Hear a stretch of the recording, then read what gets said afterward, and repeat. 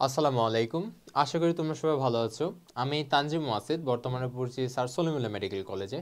আজকে ভাই আমরা আমাদের এইচএসসি একাডেমিকের যে আমাদের মানব শারীরতত্ত্ব এবং যে শ্বসন আর কি, শ্বসন এবং শ্বাসক্রিয়ার যে চ্যাপ্টারটা ছিল, মোটামুটি ওইটা তোমাদের পুরোপুরি বেসিক ধারণা থেকে শুরু করে যা যা আমাদের পরীক্ষায় লাগবে, যে যে পার্টটা আমাদের জন্য ইম্পর্টেন্ট, ওইটা মেনলি আমরা ফোকাস করে আজকের ক্লাসটা আমরা নেব। সো এই ক্লাসটা দুই ভাগে ভাগ হইতেও পারে, তো তোমরা আশা করি তোমরা সবাই মনোযোগ দিয়ে ক্লাসটা করবা। সো চলো আমরা তাহলে আমাদের পড়া শুরু করে দেই।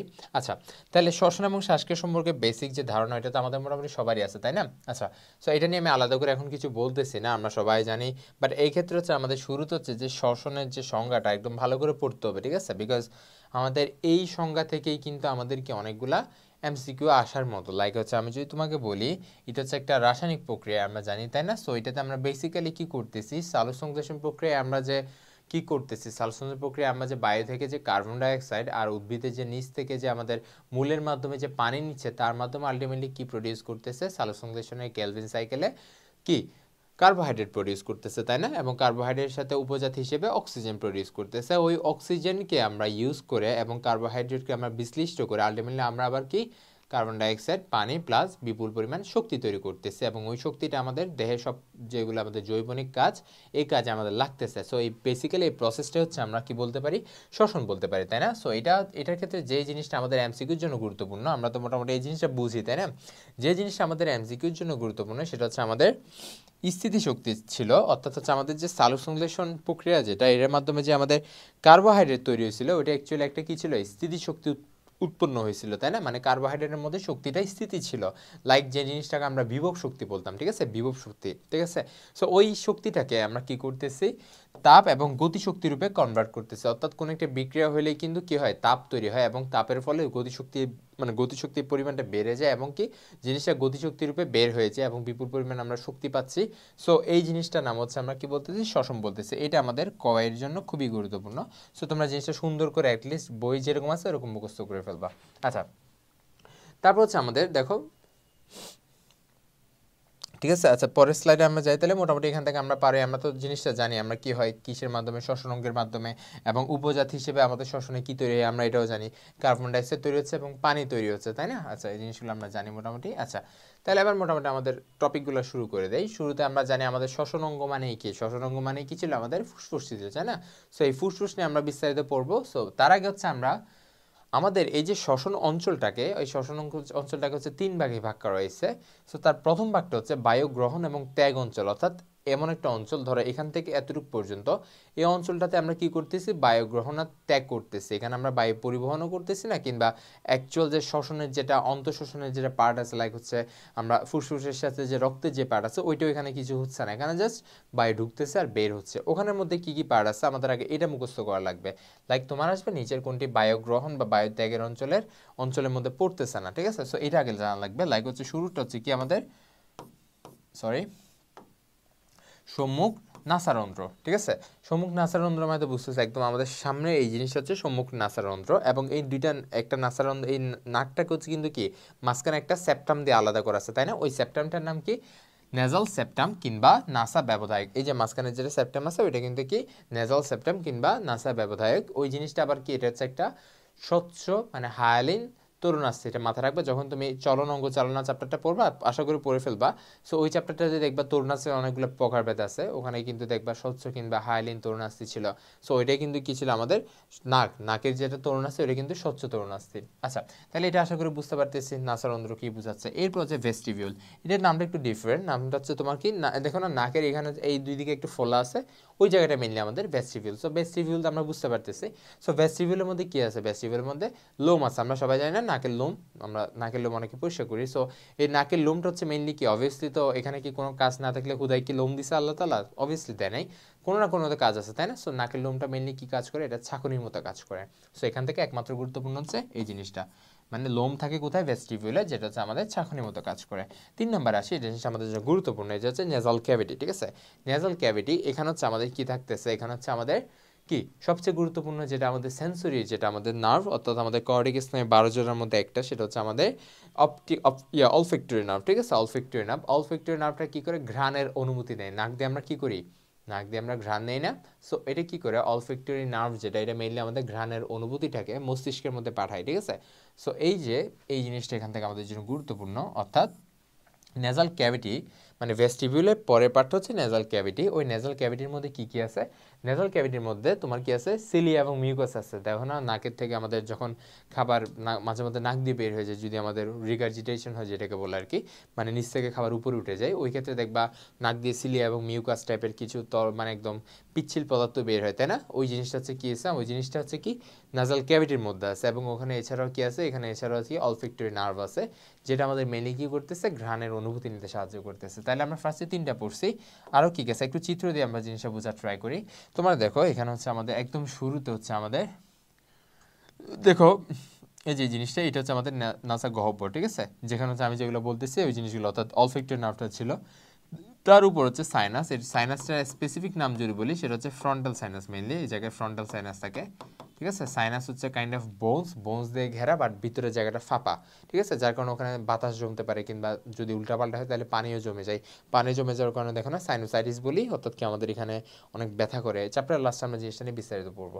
আচ্ছা, এরপর কি আছে, মানে সম্মুখ নাসারন্ধ্র ছিল, এরপর শেষে কি থাকবে, পশ্চাৎ নাসারন্ধ্র থাকবে, তাই না। পশ্চাৎ নাসারন্ধ্র মানে একদম লাস্ট পার্টটা আর কি, ওখানে ওইটার আরেকটা নাম জাস্ট, এটা ইম্পর্টেন্ট, কোয়ানা। মাথায় রাখবে, পশ্চাৎ নাসারন্ধ্রের আরেকটা নাম কি, কোয়ানা। মানে এটা কি, পশ্চাৎ নাসারন্ধ্র হয়ে কিন্তু এটা কি গলবিলে মুক্ত হচ্ছে, ঠিক আছে। এরপর কিন্তু নাসিকা ছিদ্র গলবিলে চলে আসে আমাদের, তাই না। আচ্ছা, সো ওই যে তোমার ছিদ্র যেটা হচ্ছে নাসা গলবিলে মুক্ত, সেটা হচ্ছে আমার কি পশ্চাৎ নাসারন্ধ্র দিয়ে। তারপর আসে আমরা নাসা গলবিল। নাসা গলবিল ইংলিশটা পড়বা নাসোফ্যারিংস, ঠিক আছে। এই যে জিনিসটা হচ্ছে নাসা গলবিল, এখান থেকে তারপর এটা আমাদের এই জায়গায় গলায় আসে, ঠিক আছে। তাহলে নাসা গলাবিল আমরা বুঝছি, তাই না। আচ্ছা, সো ন্যাজোফেরিংসটা হচ্ছে কি পশ্চাৎ নাসারন্ধ্রের পরে, ঠিক আছে। পশ্চাৎ নাসারন্ধ্রের পরে হচ্ছে ন্যাজোফেরিংস, ন্যাজোফেরিংসের পরে কিন্তু ওরোফেরিংস, মানে এই জিনিসটা। সো এটা আলটিমেটলি কোথায় মুক্ত, এটা আলটিমেটলি আমাদের কোথায় মুক্ত, ষড়যন্ত্র পর্যন্ত বিস্তৃত। ষড়যন্ত্র তো আমরা বুঝি, এই যে এখানে যেটা আমাদের আমি যে কথা বলতেছি, আমার এই যে শব্দ তৈরি করতেছে, এটাই তো ষড়যন্ত্র, তাই না। সো এই জিনিসটা হচ্ছে কি তোমার কি ওরোফেরিংসের পরে, মানে তোমার কি নাসা গলবিল থেকে হচ্ছে কই পর্যন্ত বিস্তৃত, আমার কি মুখ গলবিল পর্যন্ত বিস্তৃত। সো ন্যাজোফেরিংসটা ওরোফেরিংসের সাথে মিশ্রিত হয়ে যায়, যেখানে হচ্ছে এর মেইনলি কোন জায়গায় হয়, ষড়যন্ত্রের কাছাকাছি একটা জায়গায় হয়, ঠিক আছে। আচ্ছা, তারপর হচ্ছে আমাদের দেখো লাস্ট হচ্ছে যেটা আমাদের খুবই গুরুত্বপূর্ণ, বিশেষ করে ক্ষয়ের জন্য, অনুধাবনমূলক কোয়েশ্চেনের জন্য, সেটা হচ্ছে ষড়যন্ত্র। ষড়যন্ত্রের ইংলিশটাও লাগবে, সেটা কি আমাদের ল্যারিংস, ঠিক আছে। ল্যারিংস, ফ্যারিংস কিন্তু আলাদা, ঠিক আছে। এটা হচ্ছে ষড়যন্ত্র, ল্যারিংস। আচ্ছা, সো ল্যারিংস নিয়ে আমাদের পড়তে হবে। ল্যারিংস হচ্ছে কি, ল্যারিংস হচ্ছে তোমাদের অনেকগুলো আমাদের কি তরুণাস্থি, মানে অনেকগুলো না, মানে কয়েকটা তরুণাস্থি, মানে যে প্রত্যেকটা আবার আলাদা আলাদা নাম আছে, যেগুলো আমাদের লাগতেছে, বাট তোমাদের এগুলো লাগবে না তরুণাস্থির নামগুলো, জাস্ট জানো অনেকগুলো, মানে ধরো কয়েকটা তরুণাস্থি দিয়ে তৈরি আমাদের ষড়যন্ত্র। তার মধ্যে আমাদের সবচেয়ে যেটা উঁচু হয়ে আছে সেটা হচ্ছে থাইরয়েড, মানে থাইরয়েড তরুণাস্থি, বুঝতে পারছো। এই যে সামনে যেটা তরুণাস্থি দেখতেছো, এটা হচ্ছে থাইরয়েড, এটা হচ্ছে গলার সামনে উঁচু হয়ে থাকে, কাদের ক্ষেত্রে, পুরুষদের ক্ষেত্রে। সো এই জিনিসটার নাম কি আছে, এই জিনিসটার নাম বলা হয় অ্যাডামস অ্যাপল, ঠিক আছে। অ্যাডামস অ্যাপল কি, এটা হচ্ছে কতেও আসতে পারে, কিংবা এই পুরো জিনিসটা খতেও আসতে পারে। তাহলে অ্যাডামস অ্যাপল বলতে পারবো না, এটা হচ্ছে ষড়যন্ত্রের মধ্যেও কয়েকটা তরুণাস্থি দিয়ে গঠিত।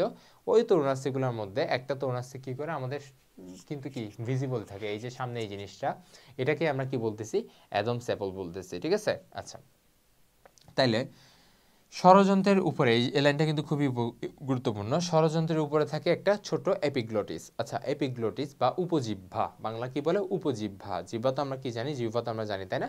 সো উপজিহ্বা কি, উপজিহ্বা হচ্ছে তোমার, আমরা তো এর আগে বলছিলাম তোমাকে, তাই না, এই যে নাসা গলবিল কি মুখ গলবিল উন্মুক্ত হচ্ছে, তাই না। নাসা গলবিল মুখ গলবিল উন্মুক্ত হচ্ছে, তার মানে একটা যদি খাবার আমি গিলতেছি, এদিকে আমি খাবার গিলতেছি না, সো বাই এনি চান্স দেখো ষড়যন্ত্রের পরে কিন্তু কি দুইটা ভাগে ভাগ হয়ে গেছে, তাই না। একটা হচ্ছে খাদ্যনালী হয়ে গেছে, আরটা কিন্তু আমার ট্রাকিয়া হয়ে একদম কি ফুসফুসে চলে গেছে। তাইলে দেখো, আচ্ছা তাহলে আমি এটা পড়ার মাধ্যমে বোঝাচ্ছি আমি। আচ্ছা, তার আগে বলে ফেলে আমি শব্দ কিভাবে তৈরি করতেছি। দেখো, পেশি সংকোচন প্রসারণেই কি করে, স্বররজ্জুর টান বা স্লতন নিয়ন্ত্রণ করে। টানটাই অবস্থা, টান টান যখন থাকে তখন কি এটা কম্পন দিবে, তাই না। কোনো একটা জিনিস যখন পুরোপুরি টান টান থাকবে, তখন যদি দেখো না সাউন্ড কীভাবে তৈরি হয়, তখন কি এখানে একটা কম্পন হয়, ওই কম্পনটাই কিন্তু আমরা শব্দ হিসেবে শুনতেছি, ঠিক আছে। আচ্ছা, তারপর এই তোমার পরের যেতে পাবো ইনশাল্লাহ। আচ্ছা, এখানে আমি তাহলে বলে এই যে দেখো, তাই এই যে দেখো লেখা আছে এখানে, আমি ভুলে গেছি, এই যে দেখো এপিগ্লোটিস খাদ্য গলাধকরণের সময় ষড়যন্ত্রের মুখটি বন্ধ করে দেয়। তার মানে বুঝতে পারছো, তোমার হচ্ছে আমি বলছি না নাসা গলবিলের পরে মুখ গলবিল আছে, তারপর হচ্ছে ষড়যন্ত্র দিয়ে ট্রাকিয়া একটা ভাগে ভাগ হয়ে গেছে, তারপর হচ্ছে কি আমার কি খাদ্যনালী একটা ভাগে ভাগ হয়ে গেছে, তাই না? আচ্ছা, সো তুমি যদি কিছু একটা গিলতে চাও তখন হচ্ছে কি তোমার মনে হইতে পারে বাই এনি চান্স জিনিসটা যদি আমাদের খাদ্যনালী দিয়ে না ঢুকে ট্রাকিয়া দিয়ে ঢুকে যায়, কেন ঢুকে না? বিকজ তোমার এইখানে এই জায়গায় কাইন্ড অফ এরকম একটা তোমার এরকম করে একটা ঢেকে রাখে, ঠিক আছে? অর্থাৎ কি আমাদের ষড়যন্ত্রের উপরে এরকম একটা জিনিস ঢেকে রাখে, বুঝতে পারছো? মানে এটা এরকম করে নর্মালি উঠানো থাকে, যে মাত্র তুমি খাবারটা খাবা মানে ধরো এই জায়গায় এরকম করে, তো এরকম করে ধরো এই জায়গায় আমার ষড়যন্ত্র আছে, তার সামনে আমাদের ধরো খাদ্যনালী আছে, ঠিক আছে? তো যখন তুমি এদিকে খাবারটা খাচ্ছ, ও কি করতেছে নর্মালি ধরো উঠানো থাকে, যখন খাবার খাচ্ছ ও খাবারের চাপে এই জিনিসটা এইভাবে নেমে যায়, ঠিক আছে? নামার কারণে এই মুখটা বন্ধ হয়ে যায়, সো এবং খাবারটা আলটিমেটলি খাদ্যনালী দিয়ে প্রবেশ করে, বিষয়টা এরকম করে হয় আর কি। সো আমরা বলতে পারি এপিগ্লোটিস বা উপজিহ্বা যেটা, সেটা আমাদের কি করতেছে, আমাদের খাবারের যে তোমার ষড়যন্ত্র দিয়ে প্রবেশ করা এটা কি বাধা দিচ্ছে, বুঝতে পারছো? আচ্ছা, এটা এরকম করে পড়াইছি বিকজ এটা আমাদের লাগবে, খাওয়ার জন্য লাগবে। আচ্ছা, তাহলে এতক্ষণ ধরে আমরা কি পড়ছিলাম? এতক্ষণ ধরে আমরা বায়ু গ্রহণ ত্যাগ অঞ্চল নিয়ে পড়তেছিলাম। এখন আমরা কি পড়বো? এখন আমরা বায়ু পরিবহন নিয়ে পড়বো, ঠিক আছে? বায়ু পরিবহন অঞ্চল নিয়ে পড়বো। আচ্ছা, সো বায়ু পরিবহনের মধ্যে কি আছে? সর্বপ্রথম হচ্ছে শ্বাসনালী, বাংলাও পড়তে হবে ইংলিশও পড়তে হবে এখন থেকে সবকিছু, বুঝতে পারছো? তোমরা কিন্তু এখন যে একাডেমিক লাইফ থেকে কিন্তু কি অ্যাডমিশনের প্রিপারেশনটা নিবা, ঠিক আছে? সো এখন থেকে কি করতে হবে? আমার বাংলা পড়া লাগবে, ইংরেজিও পড়া লাগবে। তাহলে আমরা বাংলা কি বলতেছি? আমরা শ্বাসনালী, বা ইংরেজি বললে ট্রাকিয়া বলতেছি। আচ্ছা, ট্রাকিয়াটা কিন্তু আমাদের জন্য খুবই গুরুত্বপূর্ণ। ট্রাকিয়াতে এমসিকিউ পয়েন্ট আসতে পারে কিংবা সৃজনশীল পয়েন্ট আসতে পারে। আচ্ছা, তাহলে আমরা দেখি তো ট্রাকিয়াতে ফার্স্ট আমরা কি বলবো? এটা হচ্ছে কত থেকে কত পর্যন্ত বিস্তৃত, এটা লাগবে আমাদের। দেখো, এটা হচ্ছে পঞ্চম মানে ফিফথ থোরাসিক, বক্ষদেশীয় মানে থোরাসিক না, ইংলিশটাও জানা লাগবে, বাংলাও জানা লাগবে। ফিফথ থোরাসিক ভার্টিব্রা কিংবা পঞ্চম বক্ষদেশীয় কশেরুকা পর্যন্ত এটা বিস্তৃত থাকে। কোথা থেকে? ষড়যন্ত্র থেকে। ষড়যন্ত্র দেখালাম না, ওখান থেকে পঞ্চম বক্ষদেশীয়, ধরো এরকম এখান থেকে কশেরুকার হিসাব শুরু, অ্যাটলাস এক্সিস এরকম করে শুরু হয়েছে না? সো ওখান থেকে পঞ্চম বক্ষদেশীয় বা থোরাসিক কশেরুকা পর্যন্ত বিস্তৃত থাকবে, যেটা প্রায় কত 12 সেন্টিমিটার লম্বা, ঠিক আছে? 12 সেন্টিমিটারটা কিন্তু আমাদের জন্য গুরুত্বপূর্ণ। এবং সবচেয়ে গুরুত্বপূর্ণ যেটা, এটা হচ্ছে কি 16 থেকে 20টা তরুণাস্থি দিয়ে নির্মিত থাকে, অর্ধবলয় আকৃতির তরুণাস্থি দিয়ে নির্মিত। দেখো না, এরকম এরকম শেপ থাকে না, এরকম শেপ থাকে। এটা অনেকটা থেকে সি এর মতো না? সো এটা সি, উল্টা অনেকটা সি এর মতো। এরকম 16 থেকে 20টা থাকে তরুণাস্থি দিয়ে ট্রাকে এটা তৈরি হয়েছে। কাইন্ড অফ দেখবেন আমরা হাত দুই যে ওখানে নিচে একটা 5 থাকে না, একজ্যাক্ট ওটার মতো দেখতে। আমরা যেহেতু রিয়েলি দেখছি না, আমরা বলতে পারতেছি এটা একজ্যাক্ট ওটার মতো দেখতে, জাস্ট একটু চিকন আর কি। তো ওরকম হওয়ার কারণটা কি? মানে তুমি তো বলতে পারতা ভাইয়া এরকম না হয়ে তো মাংসল হইতে পারতো, সমস্যা কি ছিল, তাই না? এটা অনেক বড় একটা সমস্যা, তাই না? তুমি যখন খাবার শোষণ মানে খাবার যখন তোমার নিচে যাচ্ছে, মানে আমার ফ্যারিংসের মাধ্যমে অর্থাৎ খাদ্যনালী দিয়ে, তখন যখন নিচে যাচ্ছে তখন হচ্ছে জিনিসটা কিভাবে, তখন হচ্ছে আমাদের তোমারটা সংকুচন প্রসারণ হয়ে খাবারটা যায়, অর্থাৎ হচ্ছে কি এটা একটা এরকম পেশি বলয় থাকে, খাবারটা যাচ্ছে অনেকটা সাপের গায়ের মতো, ঠিক আছে? সাপ দেখো না কিভাবে খাবার হজম করে, উপর থেকে নিচে এরকম করে করে নিচে নামতেছে, ঠিক আছে? সোয়ালোয়িং যেটাকে বলে আর কি, সোয়ালোয়িং প্রসেস। সো ওরকম করে খাবারটা নিচে যাচ্ছে, ওই ক্ষেত্রে কি কোনো মাঝখানে স্পেস লাগতেছে না, বুঝতে পারছো? বাট যখন আমার এটা বাতাসের বিষয় আসতেছে, লাইক হচ্ছে আমার ট্রাকে লাগতেছে, কেন ট্রাকে লাগতেছে? আমার কি বাতাসটাকে আমার ফুসফুসে যাচ্ছে না, সো এটা অবভিয়াসলি কি হইতে হবে? একটা ফাঁপা নালী হইতে হবে। সো ফাঁপা নালী কি কখনো পসিবল? যদি এটা পেশি হয় কখনো পসিবল না। সো এই জন্য মেনলি তরুণাস্থি আছে, তরুণাস্থি দিয়ে জিনিসটা কি একটা ফাঁপা নালীর মতো অংশ আছে। আচ্ছা, তাহলে এখান থেকে আমার ট্রাকিয়াটা খুব ভালো করে পড়তে হবে। দেখো আমি যেগুলো বলছি এখানে লেখাই আছে, ট্রাকিয়া চুপসে যায় না বলে সহজে এর মধ্যে বায়ু চলাচল করতে পারে, বুঝতে পারছো? আচ্ছা, তারপর আসি ব্রঙ্কাস, অর্থাৎ ট্রাকিয়ার পরপরই কিন্তু ব্রঙ্কাস শুরু, ঠিক আছে? অর্থাৎ ট্রাকিয়াটা এভাবে এসে মেজর দুইটা ভাগে ভাগ হয়ে গেছে, এরকম করে দুই ভাগে ভাগ হয়ে গেছে। সো এই দুই ভাগগুলোকে আমরা কি বলতেছি? ব্রঙ্কাস বলতেছি। অর্থাৎ ট্রাকের শেষ প্রান্ত দুটি ডান এবং বাম শাখায় বিভক্ত হয়ে যায়, যাকে আমরা কি বলতেছি? ব্রঙ্কাস বলতেছি বা ব্রঙ্কাই বলতেছি। আচ্ছা, এটা হচ্ছে তোমার এই ব্রঙ্কাসটা হচ্ছে আলটিমেটলি এই ধরো ফুসফুসে এরকম করে থাকে, তো এরকম করে ফুসফুসে থাকে। সো এই যে যেখানে ফুসফুসে প্রবেশ করতেছে, মানে ব্রঙ্কাসটা ফুসফুসে প্রবেশ করতেছে না, ওই জায়গাটার নাম হচ্ছে হাইলাম, বুঝতে পারছো? এটা কিন্তু হাইলাম মানে যে ফুসফুসের ক্ষেত্রে আছে এমনটা না। তুমি যখন কিডনি পড়বা কিংবা বৃক্ক পড়বা, দেখবা যেখান দিক দিয়ে আমাদের পেলভিসটা ঢুকতেছে, অর্থাৎ কিছু একটা যখন কোনো একটা ফাঁকা জায়গাতে ঢুকতেছে, ওই জায়গাটার নামই মানে কোনো কিছু প্রবেশ মুখটাকে আমরা হাইলাম বলি মেইনলি, ঠিক আছে? আচ্ছা, তাহলে দেখো এটা হচ্ছে ধরো এটা হচ্ছে আমাদের ডান ব্রঙ্কাস, এটা হচ্ছে আমাদের বাম ব্রঙ্কাস। সাপোজ এখান থেকে এদিক থেকে হিসাব করো ডান আর বাম, তাহলে তোমার জানা লাগবে এই যে ডান ব্রঙ্কাস, এটার মধ্যে একটু পার্থক্য আছে। দেখো ডান ব্রঙ্কাসটা হচ্ছে একটু বাম ব্রঙ্কাস থেকে ধরো ছোট থাকবে, কিন্তু ডান ব্রঙ্কাসটা একটু মোটা থাকবে, বুঝছো?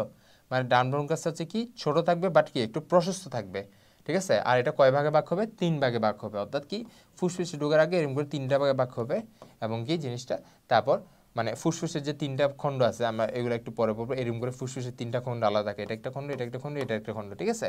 সো 3 খণ্ডের 3টা ছোট ছোট করে ব্রঙ্কাস প্রবেশ করে, এটাকে দেন আবার ব্রঙ্কিউলে ভাগ হয়, ঠিক আছে। এটা একটু পরে বলতেছি। আচ্ছা, তাহলে বুঝতে পারছি ডানটা হচ্ছে কি থাকবে একটু ছোট থাকবে বাট কি প্রশস্ত থাকবে, আর বামটা একটু লম্বা থাকবে বাট কি সরু থাকবে, বুঝতে পারছো। আর বামটা হচ্ছে কি কয়টা ভাগে ভাগ থাকবে, 2 ভাগে ভাগ হয়ে, অর্থাৎ কি বাম যে ফুসফুস আমাদের ওটা কিন্তু কি ডানটা হচ্ছে 3 ভাগে ভাগ থাকে আর বামটা হচ্ছে কি 2 ভাগে ভাগ থাকে, এটা হচ্ছে এরকম করে 2 ভাগে ভাগ থাকে। সো এক ভাগে একটা ব্রঙ্কাস ঢুকবে আর এক ভাগে একটা ব্রঙ্কাস ঢুকবে, বুঝতে পারছো। আচ্ছা, তাহলে এতটুকু আমরা বুঝতে পারছি। আচ্ছা, ঠিক আছে। আচ্ছা, ওকে। তারপর হচ্ছে এই যে ব্রঙ্কাস থেকে তো তোমার এখন ভাগ হয়ে গেছে না। সো এই ব্রঙ্কাসটা হচ্ছে বারবার কি করে এই যে ধরো এখানে ঢুকছে, তো ঢুকার পর অনেকগুলো ভাগ এরকম ছোট ছোট করে ভাগ হইতে থাকে। সো এগুলোকে আমরা কি বলি, ব্রঙ্কিউল বলি, ঠিক আছে। মানে ক্ষুদ্রাকার ব্রঙ্কিউল বলি, এই যে ব্রঙ্কিউল বলি, ঠিক আছে। আবার এই ব্রঙ্কিউল আবার 2 রকম, একটা হচ্ছে প্রান্তীয় ব্রঙ্কিউল, একটা হচ্ছে কি শ্বসন ব্রঙ্কিউল। তাহলে ব্রঙ্কিউলগুলো কয় প্রকার, ব্রঙ্কিউল হচ্ছে 2 প্রকার। একটা হচ্ছে প্রান্তীয়, প্রান্তীয় মানে যেটা কাছের দিকে আছে সেটা হচ্ছে প্রান্তীয়, আর শ্বসনটা হচ্ছে যেটা একদম অ্যালভিউলাস পর্যন্ত চলে গেছে। অ্যালভিউলাস একটু পরে পড়াচ্ছি। সো যেটা একদম অ্যালভিউলাস মানে একদম ভিতরে চলে গেছে ওইটা হচ্ছে শ্বসন ব্রঙ্কিউল, ঠিক আছে। আচ্ছা, তোমার যেটা ইম্পর্টেন্ট সেটা হচ্ছে জানা লাগবে ব্রঙ্কাসগুলা কিন্তু তোমার কি তরুণাস্থি যুক্ত, বাট ব্রঙ্কিউল কিন্তু কি তরুণাস্থি বিহীন। ব্রঙ্কাসেও কিন্তু কি লাগতেছে আমার ওই যে তোমার ট্রাকেতে যেরকম বলছি চুপসানো যাবে না, ঠিক এক্সাক্ট সেম এখানেও কিন্তু চুপসানো যাবে না। এই চুপসানো যাবে না এই জন্য কিন্তু ব্রঙ্কাসগুলো কি তরুণাস্থি যুক্ত, বাট ব্রঙ্কিউলগুলো তো লাগতেছে না, এই জন্য ব্রঙ্কিউল কি তরুণাস্থি বিহীন। সব কিছু কিন্তু ভেবেচিন্তে আমাদের সৃষ্টিকর্তা দিছে। আচ্ছা, তারপর আসে আমাদের লাস্ট যে অঞ্চল সেটা হচ্ছে আমাদের কি শ্বসন অঞ্চল, মানে এখানে আছে কি শ্বসনের আলটিমেট যে পর্যায়ে এগুলো হবে। আচ্ছা, ওকে। তাহলে শ্বসনের অঞ্চলের সবচেয়ে প্রধানটা কি আমরা সবাই জানি কি ফুসফুস, তাই না। শ্বসন মানে তো ফুসফুস, তাই না। আচ্ছা, তাহলে ফুসফুস কি, ফুসফুস নিয়ে পড়াটা কিন্তু আমাদের জন্য খুবই গুরুত্বপূর্ণ। লাইক ফুসফুস হচ্ছে আমাদের কোয়েশ্চেন আসার মতো পসিবিলিটি অনেক বেশি। আমি এখানে লিখে দিচ্ছি ফুসফুসটা কিন্তু আমাদের গয়ের জন্য অনেক ইম্পর্টেন্ট, গ বা ঘয়ের জন্য, দেন তোমাদের চিত্র আঁকতে দিতে পারে।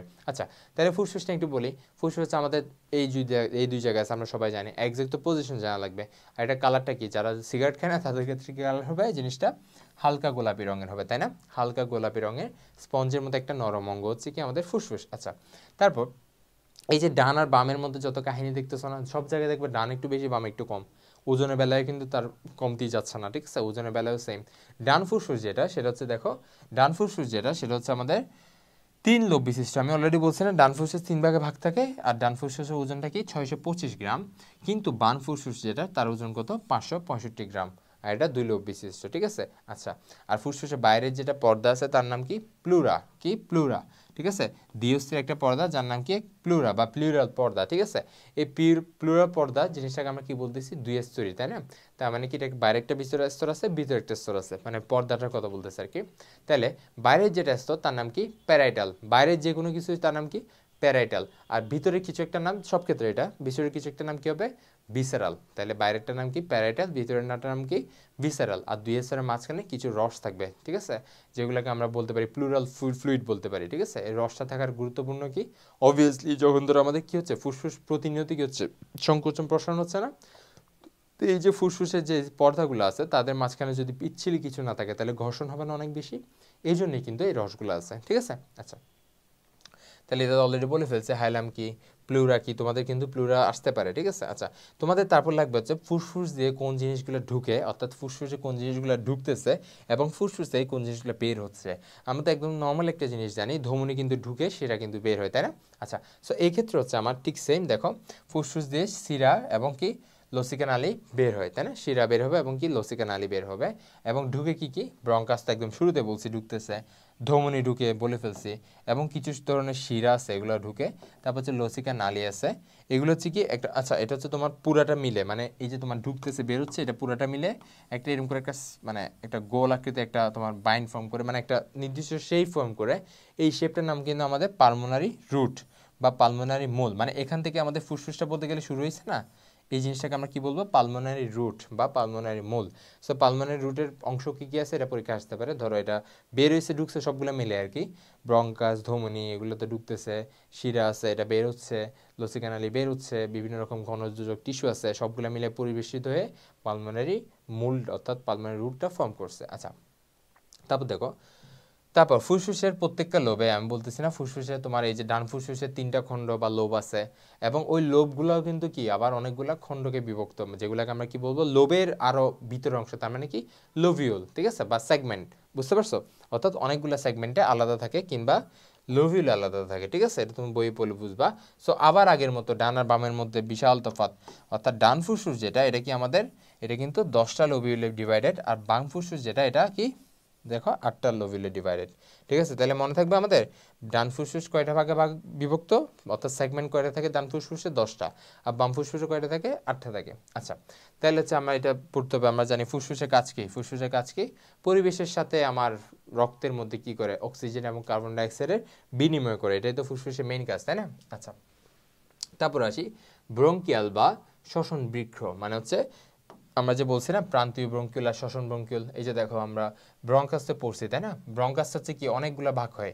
সো অনেকগুলো যে ভাগ হবে কোন একটা জিনিসের ইনিশিয়েট কিভাবে হয়, ধরো একটা গাছের শাখা, এটা হচ্ছে প্রধান কাণ্ড, ঠিক আছে, ওখান থেকে একটা মেইন শাখা তৈরি হলো, ওখান থেকে একটা স্লাইড একটা ছোট শাখা তৈরি হলো, ওখান থেকে কয়েকটা ছোট ছোট ছোট ছোট বের হচ্ছে, ঠিক আছে। জিনিসটা কাইন্ড অফ এরকম হয় না, কোনো একটা শাখা বের হয় এক্সাক্ট এখানেও সেম অনেকগুলো যে হবে, বাট এটাতে একটা শাখা ফলো করে হচ্ছে, তাই না? তাহলে মেইন যেটা সেটার নাম ব্রঙ্কাস ছিল, তারপর হচ্ছে আস্তে আস্তে জিনিসটা আমি আলাদা আলাদা নাম দিচ্ছি, ঠিক আছে। প্রাইমারি যে ব্রঙ্কাস এটা ভাগ হয়ে কি হবে সেকেন্ডারি ব্রঙ্কাস, তাহলে কি হচ্ছে সেকেন্ডারি ব্রঙ্কাস, এই যে দেখো সেকেন্ডারি বা লোভার ব্রঙ্কাস, সেকেন্ডারি ব্রঙ্কাস একটা নাম কি লোভার ব্রঙ্কাস, ঠিক আছে। ওই যে বললাম না লোভে ডিভাইডেড, অর্থাৎ ব্রঙ্কাসগুলো তো ভাগ হয়ে কি করতেছে, ডানের ক্ষেত্রে হচ্ছে 3টা লোভে ঢুকতেছে, আর বামের ক্ষেত্রে 2টা লোভে ঢুকতেছে, তাই না? সো এই জন্য জিনিসটাকে লোভার ব্রঙ্কাস বলা হচ্ছে। আচ্ছা, তারপরে যেটা তারপর তো সেগমেন্টে ডিভাইডেড হয়ে যাচ্ছে, তারপর আমাদের কি প্রত্যেকটা সেগমেন্টে ঢুকা লাগবে না, অর্থাৎ ডানের ক্ষেত্রে 10টা সেগমেন্ট, বামের ক্ষেত্রে কি 8টা সেগমেন্ট, এগুলোতে ঢুকা লাগবে না। তাহলে দেখো পরবর্তীতে সেকেন্ডারি ব্রঙ্কাস থেকে টারশিয়ারি ব্রঙ্কাস কিংবা সেগমেন্টাল ব্রঙ্কাস সৃষ্টি হয়, ঠিক আছে। এগুলো প্রত্যেকটা একটা কি পালমোনারি সেগমেন্টে প্রবেশ করে, বুঝতে পারছো? এই জন্য জিনিসগুলোর নাম কি টারশিয়ারি বা সেগমেন্টাল ব্রঙ্কাস, ঠিক আছে। এগুলো প্রত্যেকটা এক একটা কি লোভিউলে ঢুকবে, অর্থাৎ ডানের ক্ষেত্রে 10টা লোভিউলে ঢুকবে, বামের ক্ষেত্রে 8টা লোভিউলে ঢুকবে। আচ্ছা, তো এই যে পুরো আমি বললাম না এটা গাছের মতো না, সো এই গাছটাকে যদি আমি উল্টায় দিই সেটা হচ্ছে কাইন্ড অফ এই যে জিনিসটা, তাই না? সো এটাকে এই জন্য কি বলা হচ্ছে একটা উল্টানো বৃক্ষের মতো দেখায় বলে একে কি শ্বসন বৃক্ষ বলা হয়। সো আমাকে যে জিজ্ঞেস করে কেন শ্বসন বৃক্ষ বলা হয়, এটা আমরা পারবো, তাই না? আশা করি আমরা পারবো। আচ্ছা, এই জিনিসটা কিন্তু আমি আগেই বলে ফেলছি, ব্রঙ্কাসে কিন্তু তরুণাস্থি থাকে, বাট ব্রঙ্কিউলে কিন্তু করুণাস্থি থাকে না, ঠিক আছে, ব্রঙ্কিউলে কিন্তু তরুণাস্থি থাকে না। আচ্ছা, তারপর হচ্ছে এটার হচ্ছে এপিথেলিয়ামটা পাওয়া লাগবে। দেখো ব্রঙ্কাস এবং ব্রঙ্কিউলার এপিথেলিয়াম কি স্তম্ভকার এপিথেলিয়াম, ঠিক আছে, সিলিয়াযুক্ত কলামনার এপিথেলিয়াম যদি ইংলিশে বলি, দুইটাই কিন্তু পড়া লাগবে, বাংলা পড়া লাগবে ইংলিশে পড়া লাগবে। তাহলে কি সিলিয়াযুক্ত কলামনার এপিথেলিয়াম, ঠিক আছে, কলামনার এপিথেলিয়ামে আবৃত। কিন্তু যখন আমরা আবার অ্যালভিলাস পড়বো না একদম লাস্টে, এই যে এগুলো অ্যালভিলাস না, এগুলো প্রত্যেকটা একটা অ্যালভিলাস না, এগুলো যখন পড়বো তখন দেখবে ওদের আবার টিস্যুর ধরন কিরকম, ওদের আবার টিস্যুর ধরন কি স্কোয়ামাস ধরনের, ঠিক আছে, এটা আবার আলাদা কারণ আছে।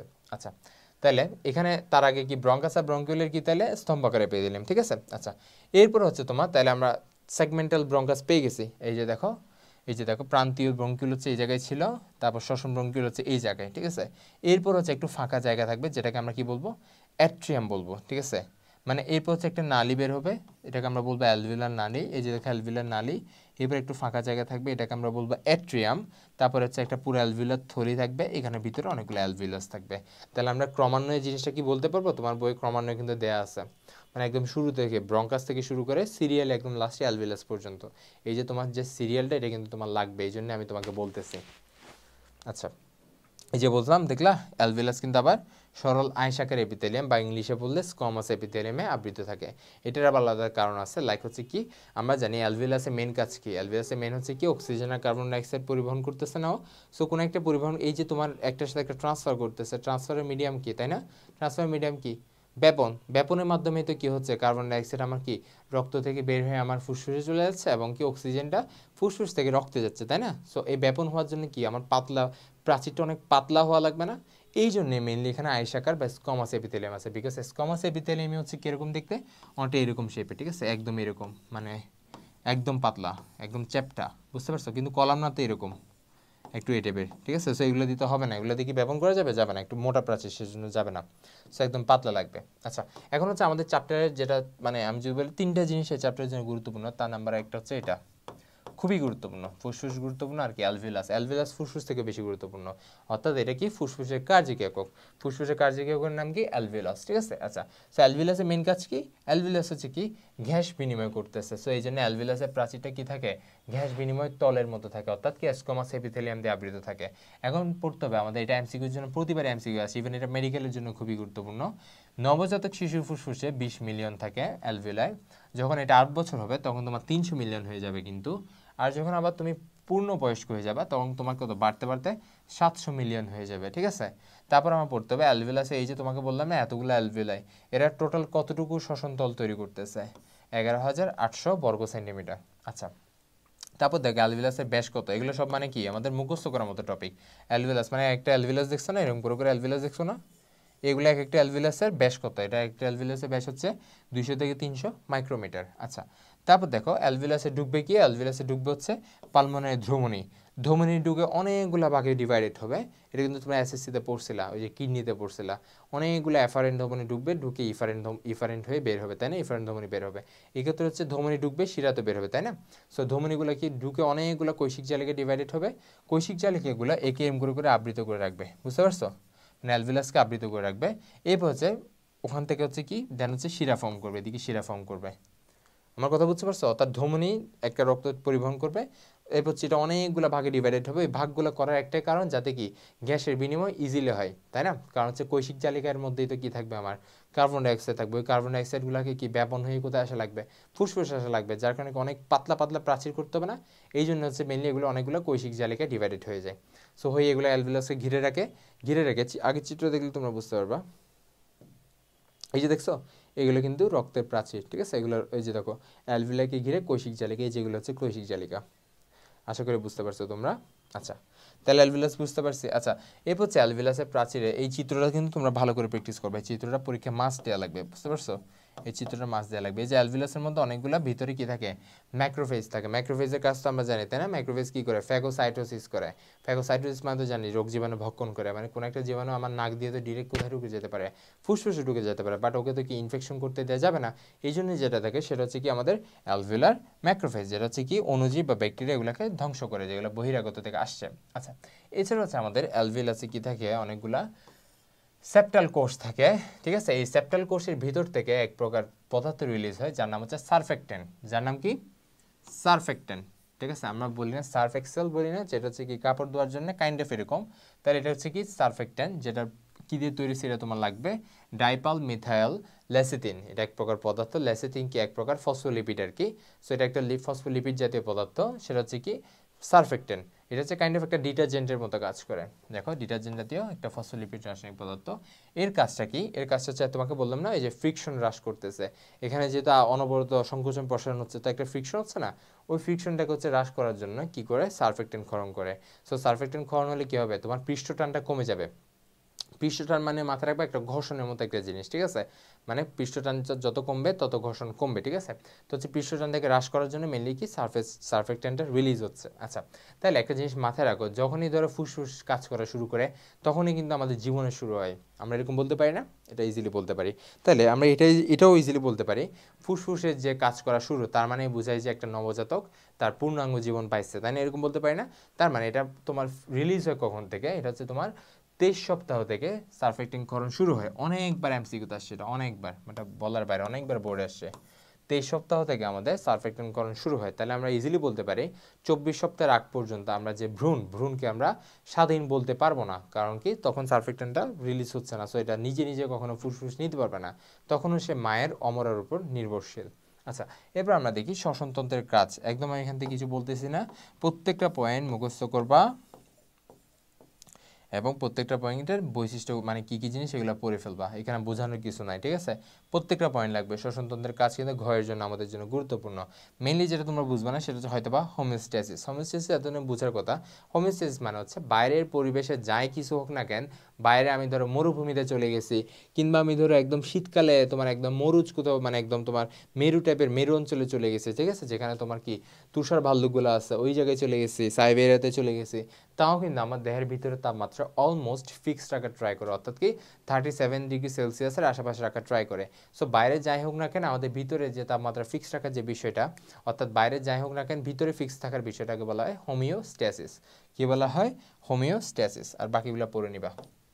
আচ্ছা, এবার আসে শ্বসনের শারীরবৃত্ততা, অর্থাৎ শ্বসনের যে কি করতেছে, মানে বহিঃশ্বসন আছে, অন্তঃশ্বসন আছে, কোনটার কি কাজ, এটা কিন্তু আমাদের খ গ ঘ সব ক্ষেত্রে ইম্পর্টেন্ট, আমাদের ভালো করে জানা লাগবে। আচ্ছা, শ্বসন তো আমরা কি আমরা মোটামুটি জানি, তাই না? সো এই শ্বসনটা কি আমরা মেইনলি কি করছি, দুইটা ভাগে ভাগ করছি, ঠিক আছে? একটা হচ্ছে বহিঃশ্বসন আর একটা কি আমাদের অন্তঃশ্বসন। আচ্ছা আচ্ছা, বহিঃশ্বসন মানে কি? বহিঃশ্বসন একটা ভৌত প্রক্রিয়া, এটা কোনো রাসায়নিক না। যেটা আমি বলতেছি এটা একটা ভৌত প্রক্রিয়া, তার মানে তুমি কি বুঝতেছো? ভৌত মানে কি? এটা আমাদের কোনো কি কেমিক্যাল কোনো কাজ করবে না, মানে এই কি কার্বন ডাইঅক্সাইডকে কোনো মানে চেঞ্জ করে কোনো একটা ফর্মে নেওয়া, এগুলো কিছুই করবে না। এ কী করবে? শুধুমাত্র পরিবহন করবে। সো আমরা বলতে পারি বহিঃশ্বসনে কি করে না, কোনো শক্তি তৈরি করবে না কিন্তু, তাই না? যেহেতু ও কোনো কাজ করতে পারতেছে না, ও কোনো কেমিক্যালি চেঞ্জ করতে পারতেছে না, ও কি কোনো শক্তি তৈরি করতে পারবে না। সো এই যে যেটা, এটা হচ্ছে মেইনলি কোথায় তৈরি হয়, এখানে কোনো শক্তি উৎপন্ন হয় না, ঠিক আছে? এখানে যেহেতু তোমার কোনো চেঞ্জ করা লাগে না, এখন এই জন্য এখানে কি লাগবে না, কোনো বিক্রিয়া হচ্ছে না, এই জন্য এখানে কি কোনো এনজাইমও লাগবে না, তাই না? সো এইটা হচ্ছে তোমার মেইনলি কি করে, রক্তের সাথে হচ্ছে কি তোমার বাইরের সাথে হচ্ছে রক্তের মধ্যে কি করতেছে, কার্বন ডাইঅক্সাইডের বিনিময় করতেছে, এটা হচ্ছে কি বহিঃশ্বসনের কাজ। আর অন্তঃশ্বসন হচ্ছে এটা কিন্তু কি কোনো ভৌত প্রক্রিয়া না, এটা একটা জৈব রাসায়নিক প্রক্রিয়া, ঠিক আছে? এখানে কিন্তু এনজাইম লাগবে এবং শক্তি উৎপন্ন করবে, ঠিক আছে? এখানে হচ্ছে কি করে মেইনলি অন্তঃশ্বসনে কিন্তু কী করে, মেইনলি গ্লুকোজটাকে জারিত করবে অক্সিজেনের উপস্থিতিতে। সো গ্লুকোজটাকে জারিত করে কার্বন ডাইঅক্সাইড পানিগুলো তৈরি করবে, মানে মেইনলি বিক্রিয়াটা হচ্ছে কি অন্তঃশ্বসনের পার্ট। যদি আমরা এই সাইকেলটা দেখি ইজিলি আমরা বুঝতে পারবো। প্রশ্বাস মানে কি? প্রশ্বাস মানে কি আমরা নিঃশ্বাসটা নিচ্ছি, মানে নিঃশ্বাস আমরা কথার কথা বলি আর কি। প্রশ্বাস মানে হচ্ছে শ্বাসটা নেওয়া, আর নিঃশ্বাস মানে হচ্ছে শ্বাসটা ছেড়ে দেওয়া, ঠিক আছে? এটা মাথায় রাখবো আজকে থেকে। প্রশ্বাস মানে হচ্ছে নিচ্ছি মানে ইনহেল করতেছি ইংলিশে বললে, আর প্রশ্বাস মানে হচ্ছে ছাড়তেছি মানে এক্সহেল করতেছি। আচ্ছা, তাহলে এটা আলটিমেটলি কই যাচ্ছে? শ্বাসনালী যাচ্ছে। শ্বাসনালী ইংলিশ কী ছিল? ট্রাকিয়া ছিল। শ্বাসনালী থেকে ফুসফুস যাচ্ছে। ফুসফুস থেকে যদি উপরের পার্টটা চিন্তা করি, রক্ত কী করে? অক্সিজেনটা গ্রহণ করে, ঠিক আছে? এটা রক্তে সংবহনে পাঠায়। রক্ত থেকে সেটা কই যায়? কোষে যাবে। কোষে অক্সিজেনটা ব্যাপন প্রক্রিয়া কোষে ঢুকবে। কোষের মধ্যে যেগুলো খাদ্যবস্তু মানে যে তোমার কার্বোহাইড্রেট আছে তাকে লাস্টে জারণ করবে। এখন হচ্ছে জারণ প্রক্রিয়া শেষ। আচ্ছা, তাহলে আমাদের শ্বসন কাজ শেষ। আচ্ছা, শ্বসনের পরে আমাদের কী তৈরি হচ্ছে এখন? কি কার্বন ডাইঅক্সাইড আর পানি তৈরি হচ্ছে না আবার? আচ্ছা, এই যে কার্বন ডাইঅক্সাইডটা এখন কি শ্বসন রক্ত থেকে আবার কই যাবে? রক্ত দিয়ে ব্যাপন হয়ে কই যাবে? কই যাবে? ফুসফুসে যাবে, তাই না? ওই যে রক্ত থেকে ফুসফুসে আসবে এবং কাজকে আমার দেহ থেকে বের করে দেয়া, তারপর এটা কি ফুসফুসে যাবে, ফুসফুস থেকে আবার শ্বাসনালী হয়ে দেহ থেকে নিঃশ্বাস প্রক্রিয়া বের হয়ে যাবে। তাহলে আমরা কি শ্বসনের শারীরবৃত্ত বলতে আমরা পারবো না? শ্বসনের শারীরবৃত্ত তাহলে কয় ভাগে বিভাগের? দুই ভাগে, একটা হচ্ছে বহি আর একটা কি অন্ত। এবং প্রত্যেকটা আশা করি তোমরা সুন্দর করে ব্যাখ্যা দিতে পারবে, আমি ভালো করে আশা করি তোমরা বুঝছো জিনিসটা।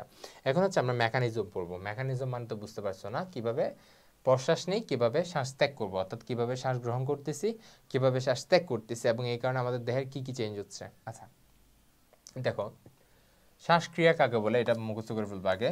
যে প্রক্রিয়ার মাধ্যমে কি করতেছে, বায়ু প্রবেশ করতেছে এবং কি কার্বন ডাইঅক্সাইড যুক্ত বায়ু দেহ থেকে বের হয়ে যাচ্ছে, তাকে আমরা শ্বাসক্রিয়া বলতেছি। তাহলে শ্বাসক্রিয়া মেনলি দুইটা কাজ করে। একটা কি কাজ করে দেখো, আমাদের যে বুক আছে না, এই বুকটাকে আমরা ফুলাচ্ছি না যখন আমরা নিঃশ্বাস নিচ্ছি, বুকটা ফুলে যাচ্ছে। একটা কি আমাদের নিচে ডায়াফ্রাম আছে না বা মধ্যচ্ছদা, এটা তো জানো, ওই ডায়াফ্রামটা নিচে নেমে যাচ্ছে। তাহলে এই দুইটা কাজ হচ্ছে কিসের জন্য? শ্বাসের জন্য, অর্থাৎ শ্বসনের জন্য। তো এই দুইটাই বলছে। সো এই দুইটার জন্য আমার দুইটা পেশি আছে, লাইক এটা ডায়াফ্রাম হচ্ছে একটা পেশি, আর একটা হচ্ছে আমাদের এই যে তোমার পরশুগা যেগুলো অর্থাৎ রিবস যেগুলো, এগুলোকে নিঃশ্বাস নিতে কোনো ফুলে যাচ্ছে, ওই ফুলার জন্য একটা পেশি আছে। ওই পেশিটার নাম হচ্ছে রিবসের মাঝখানে যে পেশি, তার নাম হচ্ছে ইন্টারকোস্টাল পেশি। মানে হচ্ছে ইন্টার হচ্ছে মাঝামাঝি, কোস্টাল মানে হচ্ছে দুই পেশির দুই রিবসের মাঝখানে এরিয়াকে কোস্টাল বলতেছে, মানে কোস্টাল। তাহলে হচ্ছে কি ওই দুইটার মাঝখানে যেসব পেশি আছে, এই যে এখানে এগুলা, এই যেগুলা, এটা হচ্ছে একটা রিবস, এটা হচ্ছে একটা রিবস, তার মাঝখানে যে পেশিগুলো এগুলো হচ্ছে ইন্টারকোস্টাল পেশি। ওগুলো মেনলি আমার কি করতেছে, বক্ষটাকে ফুলাচ্ছে, ঠিক আছে? আচ্ছা, তাইলে এবার আসি আমরা প্রশ্বাসে এবং নিঃশ্বাসে। প্রশ্বাস মানে কি? প্রশ্বাস মানে হচ্ছে ইন্সপিরেশন, ঠিক আছে? ইংলিশ নামটা মাথায় রাখবা। তাহলে প্রশ্বাসে আমরা কি করতেছি? প্রশ্বাস আমি এটা দিয়ে বোঝাচ্ছি না। প্রশ্বাস আমার তাহলে কি করা লাগবে? আমরা জানি যখন আয়তন কমে যাবে, ঠিক আছে, আয়তন যখন কমে যাচ্ছে তখন চাপ কি হবে? অবভিয়াসলি চাপও কমে যাবে, ঠিক আছে। আচ্ছা, তাহলে আমার যদি ফুসফুসের আয়তনটা আমি যদি বাড়ায় দিই, ঠিক আছে, ফুসফুসের আয়তন যদি আমি বাড়ায় দিই তাহলে আমার কি হবে? তাহলে কিন্তু আমার না, ভুল বলছি, আমি যদি আয়তনটা ফুসফুসের আয়তনটা যদি বাড়ায় দিই তাহলে ফুসফুসের চাপ কি হবে? কমে যাবে, নর্মাল, তাই না? আমরা কিন্তু বয়েলের সূত্রতে এটা পড়ছিলাম, তাই না? পি সমানুপাতিক 1/v পড়ছিলাম কিন্তু, তাই না? আচ্ছা, তাহলে আমাদের চাপ যত বাড়তেছে আয়তন তত নর্মালি কমতেছে। আচ্ছা, তাহলে আমাদের যদি আমরা কি করতেছি, প্রশ্বাসের ক্ষেত্রে আমাদের হয় কি, দেখো তুমি এটা রিডিং পড়লে ইজিলি বুঝবা। প্রশ্বাসের ক্ষেত্রে আগে আসি পশুকাতে, ঠিক আছে, অর্থাৎ রিপসে। অর্থাৎ আমরা যখন নিঃশ্বাস নিচ্ছি তখন হচ্ছে কি করতেছে, আমাদের ইন্টারকোস্টাল পেশিগুলো ওগুলো এমনভাবে বিন্যস্ত আছে, ওগুলো কি করতেছে, সংকোচন হয়, ঠিক আছে। যখন আমরা প্রশ্বাস নিই ইন্টারকোস্টাল পেশিগুলো সংকুচিত হয়, যখন সংকুচিত হয় তখন কি করে, ওরা কি করে রিপসগুলোকে সামনে নিয়ে আসে, যার কারণে কি আমার অ্যান্টেরো পোস্টেরিয়র যে ডায়ামিটার, মানে সামনে পিছনে যে দূরত্ব, এটা বেড়ে যাচ্ছে না, ফুলে যাচ্ছে যেহেতু। এরপর আমাদের আছে নিচে ডায়াফ্রাম, তাই না? ডায়াফ্রাম থেকে যখন আমরা নিঃশ্বাস নিব, অর্থাৎ ডায়াফ্রাম যখন সংকুচিত হবে, ডায়াফ্রাম কিন্তু নর্মালি থাকে এরকম, ঠিক আছে। যখন সে সংকুচিত হবে তখন সে নিচের দিকে নেমে যাবে। তো ডায়াফ্রাম যখন নিচে নামে তখন কি আমার উপরে নিচের যে দৈর্ঘ্যটা বেড়ে যাচ্ছে না, আলটিমেটলি আমার বক্ষের যে আয়তন এটা বেড়ে যাচ্ছে। সো আয়তন বেড়ে গেলে চাপ কমে যাচ্ছে। এই চাপ কমাটা কি করতেছে, আমার সংকেতটা ব্রেনে যাচ্ছে, এখন বলতেছে আমার কি মানে প্রশ্বাসটা নেওয়া লাগবে। এই আয়তন, এই যে তোমার চাপ কমে যাচ্ছে, এই জন্য বাইরে থেকে কি করে বাতাসটা ভিতরে ঢুকতে পারে, ঠিক আছে। ভিতরে ঢুকে কি করে আয়তনে এই যে চাপের যে সমতা এটা মেনটেন করে, বুঝতে পারছো? এইভাবে কিন্তু কি করে চাপ, মানে আমাদের বায়ুটা ভিতরে প্রবেশ করতেছে, ঠিক আছে। আচ্ছা, আলটিমেটলি আয়তন বাড়িয়ে দেয়, আয়তনের কারণে কি হচ্ছে, অভ্যন্তরীণ চাপটা কমে যাচ্ছে সাধারণ চাপের থেকে। সো এই চাপের পার্থক্যের কারণে কি করে, নাসিকা দিয়ে বাতাস ফুসফুসে প্রবেশ করে। তাহলে আমরা মোটামুটি বুঝছি না প্রশ্বাস ক্রিয়াটা কিরকম হচ্ছে, একদমই সিম্পল, ঠিক আছে। তাহলে দুইটা পেশি কাজ করতেছে, একটা হচ্ছে আমাদের কি ডায়াফ্রাম, আর একটা হচ্ছে আমাদের কি পরশুকার পেশি, মানে ইন্টারকোস্টাল পেশি। এটা দিয়ে কিন্তু কি হচ্ছে, আমাদের প্রশ্বাস কাজটা, অর্থাৎ কি আমাদের শ্বাস নেওয়ার কাজটা কিন্তু শেষ হয়ে গেছে। আচ্ছা, এখন আসে আমাদের নিঃশ্বাসে, অর্থাৎ কি শ্বাসটা বের করব। আচ্ছা, নিঃশ্বাসে কিন্তু কোনো পেশি জড়িত থাকে না। নিঃশ্বাসে কী হয়, প্রশ্বাসটা নেওয়ার কারণে যে চেঞ্জগুলো হচ্ছে, ওই মাসেল যেগুলো ফুলে যাচ্ছে, অর্থাৎ মাসেল যেগুলো সংকুচিত হচ্ছে, ওরা আবার কী করে আগের অবস্থানে চলে যায়, তাই না?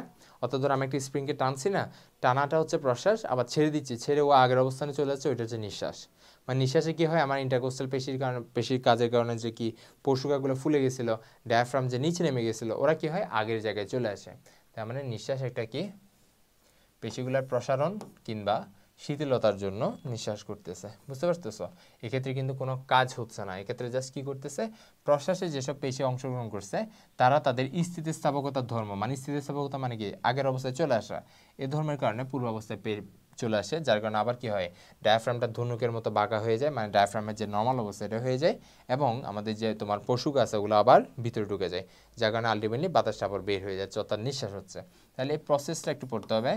কার্বন ডাইঅক্সাইড সমৃদ্ধ বায়ু সেটা অ্যালভিউলায় যাবে, অ্যালভিউলা থেকে কই যাবে, ব্রঙ্কিউলে যাবে, মানে অ্যালভিউলা থেকে বের হয়ে ব্রঙ্কিউল, ব্রঙ্কিউল থেকে বের হয়ে ব্রঙ্কাস, সেখান থেকে নাসাপথ, নাসাপথ থেকে নাসারন্ধ্র দিয়ে বাইরে বের হয়ে যাবে। তোমার যেটা লাগবে, একজন পূর্ণবয়স্ক মানুষ, এটা অনেকবার আসছে, একজন পূর্ণবয়স্ক মানুষ 1 মিনিটে কিন্তু 14 থেকে 18 বার কি করে, রেসপিরেশন করে। তাহলে টোটাল প্রসেস মানে শ্বাস প্রশ্বাস করে, এটার ইংলিশটা হচ্ছে রেসপিরেশন, আর এটা দুই ভাগে ডিভাইডেড, একটা হচ্ছে ইন্সপিরেশন আর একটা কি এক্সপিরেশন। আচ্ছা, তাহলে একজন প্রাপ্তবয়স্ক মানুষ মিনিটে কয়বার করে, 14 থেকে 18 বার, এবং বাচ্চারা দেখো না খুব স্পিডে নেয়, তো বাচ্চাদের ক্ষেত্রে জিনিসটা হচ্ছে মিনিটে 40 বার মুখস্থ হবে। বাচ্চাদের ক্ষেত্রে কত, মিনিটে 40 বার, আর বয়স্কদের ক্ষেত্রে 14 থেকে 18 বার। আচ্ছা, তাহলে আমরা মেকানিজমটা আশা করি পারবো। আচ্ছা, এখন হচ্ছে আমরা কি বলবো, শ্বাস প্রশ্বাস নিয়ন্ত্রণ, অর্থাৎ এই যে এত কাজ হচ্ছে এগুলো পুরোপুরি একটা কি ব্রেনের উপর ডিপেন্ডেন্ট না। আমরা জানি আমাদের যত কাজ সবগুলো কিন্তু কি মানসিক, মানে আমাদের মেন্টাল, এই যে ব্রেইন, অর্থাৎ আমাদের সেরেব্রাল, তারপর হচ্ছে আমাদের পন্স, মেডুলা, মেডুলা অবলঙ্গাটা, এগুলোর উপর সব কিছু ডিপেন্ডেন্ট, তাই না? যাই কিছু করতেছে না কেন সবার উপরে এদের ডিপেন্ডেন্স আছে। আচ্ছা, তাহলে এই যে আমাদের শ্বাস প্রশ্বাস নিয়ন্ত্রণ যেটা, এটা হচ্ছে আমাদের মেইনলি দুইটা জিনিসের উপর নির্ভর করে। এটা কিন্তু তোমার বলা আছে, আচ্ছা এখানে বলা আছে। আচ্ছা, তাহলে আমি এটা দেখে বুঝাই দিই তোমার, এই যে দেখো, তাহলে আমাদের এই যে তোমার ব্রেনের মধ্যে দুইটা অংশ আছে, ঠিক আছে। এখানে আমরা এটা পড়লে বুঝবা, আগে আমরা লেখাগুলো পড়াই। দুইটা অংশ আছে, একটা হচ্ছে প্রশ্বাস কেন্দ্র, আর একটা হচ্ছে আমাদের নিঃশ্বাস কেন্দ্র, ঠিক আছে। আচ্ছা, তাহলে প্রশ্বাস কেন্দ্র কোনটা, প্রশ্বাস কেন্দ্র মানে হচ্ছে আমাদের, ধরো এই যে ধরো আমাদের এই যে দেখো মেডুলা, ধরো এটা হচ্ছে আমার মেডুলা, এটা হচ্ছে আমার একটা মেডুলা, ঠিক আছে। অর্থাৎ মেডুলা অ্যাকচুয়ালি এরকম না, মেডুলা অনেকটা হচ্ছে, আমি যদি সামনাসামনি আঁকি, মেডুলা হচ্ছে কাইন্ড অফ ধরো এরকম একটা, ঠিক আছে, এরকম হচ্ছে আমাদের মেডুলা। সো মেডুলা হচ্ছে ধরো আমাদের দুইটা পার্ট আছে। ধরো এই পার্টটা ধরো আমি এইভাবে করে দিছি। ধরো এই পার্টটা হচ্ছে আমার সামনের পার্ট, এটা হচ্ছে আমাদের পিছনের পার্ট, ঠিক আছে। আচ্ছা, তাহলে হচ্ছে আমার দেখো যেটা হচ্ছে আমাদের কি করতেছে, যেটা হচ্ছে আমাদের কেন্দ্রের নিচের অংশ, মানে হচ্ছে যেটা আমাদের অঙ্কীয়, অঙ্কীয় মানে যেটা শ্বাসের সামনের পার্ট, সেটা হচ্ছে আমাদের প্রশ্বাস কেন্দ্র। মানে দুইটা কেন্দ্র আছে, একটা হচ্ছে প্রশ্বাস কেন্দ্র, আর যেটা হচ্ছে আমাদের কি আছে পৃষ্ঠীয়, মানে কি অঙ্কীয় মানে হচ্ছে এ বরাবর, আর পৃষ্ঠীয় মানে হচ্ছে আমাদের পৃষ্ঠ বরাবর এবং দুই পাশে, দুই পার্শ্বদেশে। এই দুই পাশে কি আছে আমাদের নিঃশ্বাস কেন্দ্র, যেটা হচ্ছে আমাদের কি করতেছে, নিঃশ্বাস কাজ করতেছে। আচ্ছা, এরাই মেনলি, এখান থেকে মেনলি আমার সংকেতগুলো যায় যে এখন প্রশ্বাস হবে, সো আমার কি ইন্টারকোস্টাল পেশিকে তুমি ফুলে দাও, তারপর হচ্ছে ডায়াফ্রামকে তুমি সংকোচন করো, এই যেগুলো এগুলো হচ্ছে মেনলি আমার কি করতেছে, মেডুলা অবলাঙ্গাটা থেকে যাচ্ছে। মেডুলা অবলাঙ্গাটা দুইটা অংশ আছে, একটা প্রশ্বাস কেন্দ্র, একটা কি নিঃশ্বাস কেন্দ্র। প্রশ্বাস কেন্দ্রটা আছে অঙ্কীয় দিকে, আর নিঃশ্বাস কেন্দ্রটা আছে দুই পার্শ্বদেশে এবং পৃষ্ঠদেশে, ঠিক আছে। আচ্ছা, তাহলে মেনলি ডায়াফ্রাম এবং ইন্টারকোস্টাল পেশিতে যে ছন্দময় যে স্নায়ু উদ্দীপনা, ওগুলো মেনলি এরাই পাঠায়, যার কারণে কি হচ্ছে আমাদের শ্বসনের যে ক্রিয়া এগুলো সংঘটিত হচ্ছে। আচ্ছা, তারপর দেখো আমাদের এটা দেখলে বুঝবে আমাদের এখন কি হচ্ছে। দেখো তাহলে দেখো আমাদের ফার্স্ট আসে আমাদের প্রশ্বাস কেন্দ্র। প্রশ্বাস কেন্দ্র কি দিবে, প্রশ্বাসের শ্বাস এবং গভীরতা বাড়াচ্ছে, এটা আমরা পড়ছি না, তার মানে এটা মেরুলা একটা অবস্থান করতেছে। তাহলে এখন বলতেছে আমার এখন কি, আমার কি এখন ফুসফুসের আয়তনটা বেড়ে গেছে, এখন আমার কি করা লাগবে, বায়ু ঢুকানো লাগবে, ঠিক আছে। সো বায়ু ঢুকানো লাগবে, এই যে সংকেতটা, এই সংকেতটা কে দিচ্ছে, প্রশ্বাস কেন্দ্র থেকে আসতেছে। সো প্রশ্বাস কেন্দ্র কি করে, প্রশ্বাস কেন্দ্রটা কি করে তোমার দেখো, প্রশ্বাস কেন্দ্রটা হচ্ছে আমাদের এই যে দেখো বহিস্থ ইন্টারকোস্টাল স্নায়ু এবং ফ্রেনিক স্নায়ু, এই দুইটা নাম মুখস্থ রাখবা, ফ্রেনিক নার্ভ এবং বহিস্থ ইন্টারকোস্টাল নার্ভ, ঠিক আছে। বহিস্থ ইন্টারকোস্টাল স্নায়ু আর এটা কি ফ্রেনিক স্নায়ু, এই দুইটার সংকেতটা যাচ্ছে কোত্থেকে, প্রশ্বাস কেন্দ্র থেকে। প্রশ্বাস কেন্দ্র থেকে কই যাচ্ছে, ফুসফুসে যাচ্ছে, গিয়ে কি করতেছে, ফুসফুসকে বলতেছে এখন আমার প্রশ্বাস করা লাগবে, তুমি বহিস্থ যেটা ইন্টারকোস্টাল স্নায়ু, ওর কাজ কি, ইন্টারকোস্টাল মানে ইন্টারকোস্টালিত করবে, তাই না, ও কি করবে, ইন্টারকোস্টাল পেশিকে বলবে তুমি এখন সংকুচিত হও। আর যেটা ফ্রেনিক স্নায়ু, মাথায় রাখবা, ফ্রেনিক মানে ডায়াফ্রাম, ফ্রেনিক মানে ডায়াফ্রাম, ফ্রেনিক যেটা ওইটা কী করবে, ডায়াফ্রামে যাবে এবং ডায়াফ্রামকে বলবে তুমি সংকুচন হও, বিকজ আমার এখন কি প্রশ্বাস করা লাগবে। দেন কি ফুসফুসে কাজগুলো করবে অ্যান্ড আলটিমেটলি প্রশ্বাস ক্রিয়া সংগঠিত হবে। আচ্ছা, তাহলে প্রশ্বাস ক্রিয়া যখন হয়ে যাবে তখন হচ্ছে আমার কি আছে, দেখো প্রশ্বাস ক্রিয়া হওয়ার পরে আমাদের এই ফুসফুসের মধ্যে অনেকগুলা স্ট্রেচ রিসেপ্টর আছে, কি বলে এটাকে, তোমাদের বই নেই হয়তো বা, স্ট্রেচ রিসেপ্টর, স্ট্রেচ রিসেপ্টর।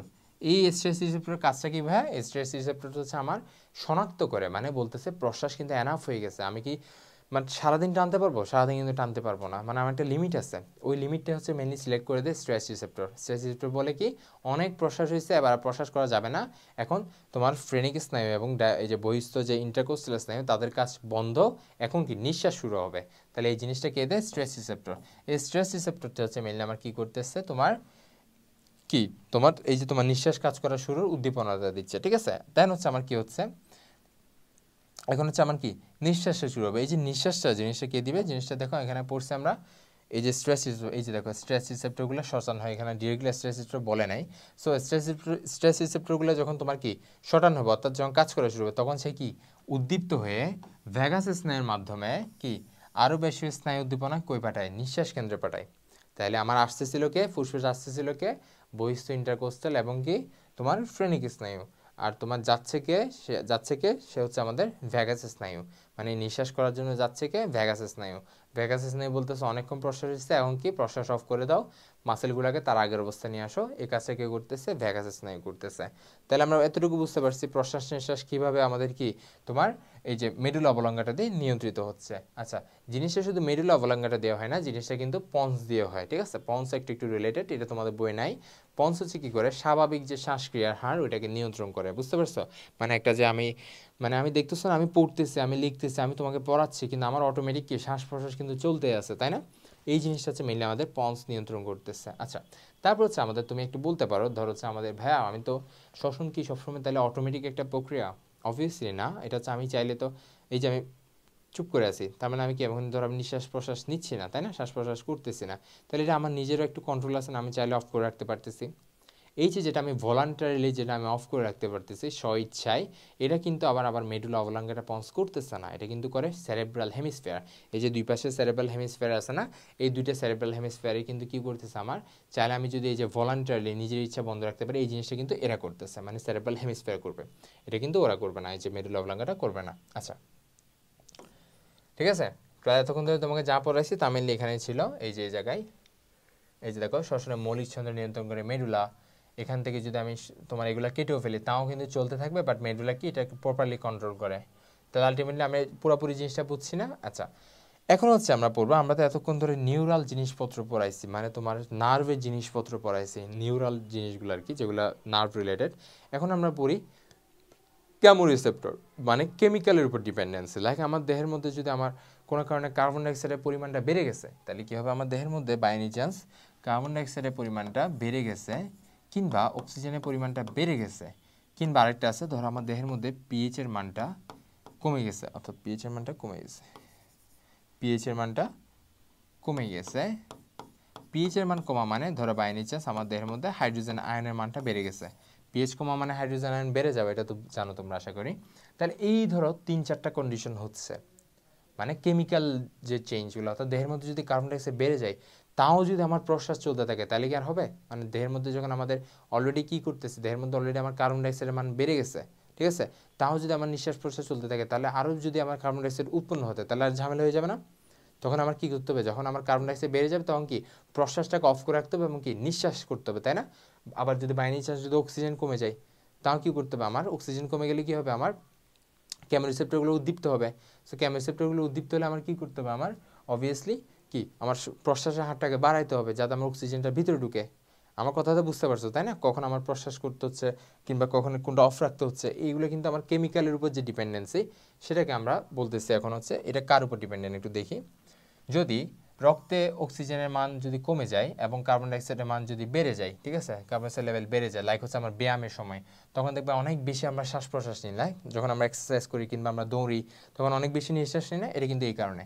তো এই যে আমার বেশি নিঃশ্বাস নেওয়া লাগবে, এখন আমার বেশি শ্বাস প্রশ্বাস নেওয়া, বেশি প্রশ্বাস নেওয়া লাগবে, তখন এই যে যে উদ্দীপনা এটা কে দেয়, সেটা হচ্ছে আমাদের সংবহন তন্ত্রের মধ্যে আমাদের কি দুইটা রিসেপ্টর আছে, একটা হচ্ছে ক্যারোটিড রিসেপ্টর আর হচ্ছে অ্যারোটিক বডিস রিসেপ্টর। কি কি আছে, ক্যারোটিড আছে আর কি অ্যারোটিড বডিসে কিছু রিসেপ্টর আছে যারা মেনলি আমাদের বলে যে রক্তের মধ্যে কি কার্বন ডাইঅক্সাইড বেড়ে গেছে নাকি কমে গেছে, সো তোমার এখন শ্বাস বাড়াবা নাকি কমাবা। আচ্ছা ক্যারোটিড অ্যারোটিড বডিস তোমরা অনেকে মনে হয় জানো না, এই যে আমাদের হৃৎপিণ্ড যারা পড়ছো না অনেকে এরকম করে হৃৎপিণ্ড দেওয়ার সময় মোটামুটি আইডিয়া আছে, মোটামুটি হালকা বদলা। সো হৃৎপিণ্ড থেকে একটা কিন্তু অনেক বড় অ্যাওর্টা ওঠে, তাই না, আমরা জানি অ্যাওর্টা ওঠে। ওই যে অ্যাওর্টা যেটা এটা কিন্তু আমাদের 3 ভাগে ডিভাইডেড, ঠিক আছে, একটা দুইটা, অ্যাওর্টা থেকে কিন্তু আমাদের বড় করে একটা কি করে অ্যাওর্টা বের হচ্ছে, তাই না, ধরো অ্যাওর্টাটা বের হচ্ছে, এখানে কিন্তু 3টা পার্ট আছে, 3টা পার্ট আছে, ঠিক আছে, মানে 3টা আমাদের রক্ত সংবহন নালী বের হচ্ছে। আচ্ছা তাহলে এখানে যে অ্যাওর্টিক বডিজ আছে এখানে কিন্তু একটা রিসেপ্টর আছে, ধরো এটা একটা রিসেপ্টর, আরেকটা ধরো এখানে একটা ক্যারোটিড ধমনী আছে, ওখানের মধ্যে একটা রিসেপ্টর আছে, এরাই মিললে আমাকে বলে যে এখন কি শ্বাস প্রশ্বাস কি বাড়াবো নাকি কমাবো। আচ্ছা এই স্নায়ু উদ্দীপনাটা মানে এরা প্রশ্বাস কেন্দ্রে প্রেরণ করে, যদি আমার দেহের মধ্যে কি কার্বন ডাইঅক্সাইড লেভেল বেড়ে যায় তাহলে এরা কি করে এই যে তোমার উদ্দীপনাটা প্রশ্বাস কেন্দ্রে পাঠাবে এবং প্রশ্বাস কেন্দ্রে কি করবে শ্বাস প্রশ্বাস বাড়ায় দিবে, মানে প্রশ্বাসটা বাড়ায় দিবে। আচ্ছা তাহলে এতটুকু তো আমরা বুঝতে পারছি তাই না, কীভাবে আমার মানে কেমিক্যালি এবং কি নিউরাল জিনিস দিয়ে অর্থাৎ নার্ভ দিয়ে আমার প্রশ্বাস এবং নিঃশ্বাসটা নিয়ন্ত্রিত হচ্ছে। এই জিনিসটা কিন্তু অনেকে বুঝো না, একটু টাফ মনে হয়, আশা করি তোমরা এই ক্লাসের মাধ্যমে ভালো করে বুঝতে পারবা। আচ্ছা এখন একটা লিমিট আছে না, কতটুকুর বেশি হলে আমি বাড়াবো কতটুকু বেশি হলে কমাবো, এটা হচ্ছে যখন আমার বাতাসের মধ্যে ঘনত্ব 0.25% বেড়ে যাবে তখন কিন্তু শ্বসনের হার নর্মাল থেকে দ্বিগুণভাবে তুমি নিবা, অর্থাৎ দ্বিগুণ নিবা। আর যখন বাতাসের মধ্যে আমার অক্সিজেনের মানটা 20 থেকে 5% নেমে আসে, অর্থাৎ বাতাসে অক্সিজেনের স্যাচুরেশন 20% ছিল, তুমি নর্মালি নিচ্ছিলা, সো যেটা কমে কমে 5% হয়ে গেছে, তখনও কিন্তু আমার কি শ্বসনের হারটা দ্বিগুণ হয়ে যাবে, অনেক বেশি শ্বাস নিবা। অর্থাৎ এগুলো কি কেমোরিসেপ্টরগুলো মেডুলাকে উদ্দীপ্ত করবে যার কারণে তুমি প্রশ্বাস অনেক বেশি নিবা। আচ্ছা এই যে বললাম তুমি চাইলে ঐচ্ছিকভাবে নিয়ন্ত্রণ করতে পারো, ওই ঐচ্ছিক নিয়ন্ত্রণটা কিন্তু কে করতেছে, আমার সেরেব্রাল হেমিস্ফিয়ার করতেছে। তাহলে আশা করি আমার পুরা এই শ্বসনের যে তোমার নিয়ন্ত্রণ এই জিনিসটা তোমরা বুঝতে পারছো। আচ্ছা ঠিক আছে এখন হচ্ছে আমরা পড়াবো আমাদের এই যে আমাদের এতক্ষণ তো তাহলে আমাদের কাজ শেষ, আমরা বুঝে গেছি কখন শ্বাস বেশি নিতে হবে, যখন আমার নিঃশ্বাস করতে হবে, কখন প্রশ্বাস করতে হবে, কিভাবে করতে হবে, সব শেষ। এখন হচ্ছে আমরা পড়বো একদম আমাদের অ্যালভিউলাস লেভেলে চলে গেছে, এই যে অ্যালভিউলাস এবং এটা একটা কি কৈশিক নালী। সো এদের মধ্যে এখন কি কিভাবে কার্বন ডাইঅক্সাইড অক্সিজেনের যে ট্রান্সফার ব্যাপন প্রক্রিয়ার মাধ্যমে হচ্ছে, এখন এটা নিয়ে আমরা বিস্তারিত পড়বো। আচ্ছা এই যে তাহলে হচ্ছে আমরা আমাদের নেক্সট পার্টটা এখন শুরু করে দেই।